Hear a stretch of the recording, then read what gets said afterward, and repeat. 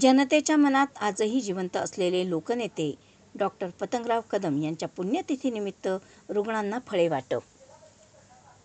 महाराष्ट्राच्या राजकीय, सामाजिक आणि शैक्षणिक क्षेत्रात आपली अमिट छाप सोडणारे ज्येष्ठ नेते, शिक्षण महर्षी आणि कडेगाव पलूस मतदारसंघाचे भाग्यविधाते स्वर्गीय डॉक्टर पतंगराव कदम यांच्या पुण्यतिथीनिमित्त सांगली सिव्हिल हॉस्पिटल येथे भावपूर्ण वातावरणात रुग्णांना फळे वाटप करण्यात आले. सांगली शहर जिल्हा काँग्रेस कमिटीच्या वतीने हा सेवा उपक्रम आयोजित करण्यात आला. सामान्य जनतेच्या दुःखात सहभागी होणे आणि समाजसेवेच्या माध्यमातून त्यांची सेवा करणे हा स्वर्गीय डॉक्टर पतंगराव कदम यांच्या कार्याचा मुख्य आधार होता.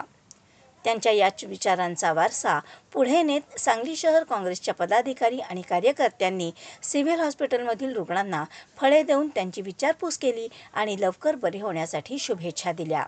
यामुळे हॉस्पिटल परिसरात एक वेगळेच मानवतेचे आणि आपुलकीचे वातावरण निर्माण झाले.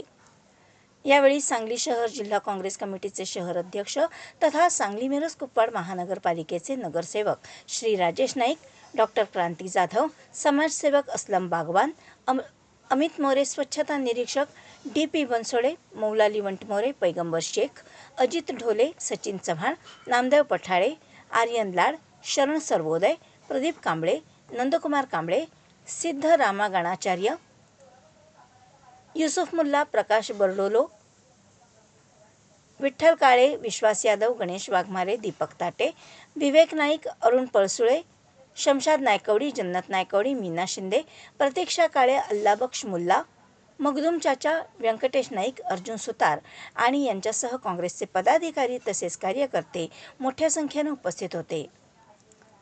स्वर्गीय डॉक्टर पतंगराव कदम यांनी शिक्षण, सहकार आणि सामाजिक क्षेत्रात उभारलेले कार्य आजही लाखो लोकांना प्रेरणा देत आहे.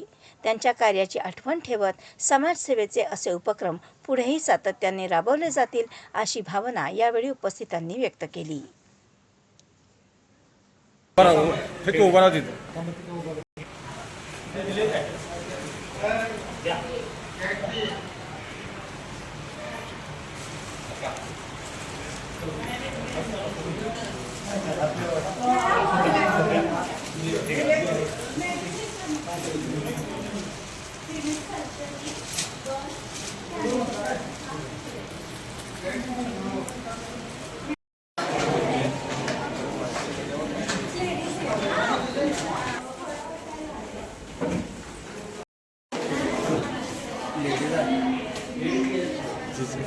फक्त एवढंच पाहिजे.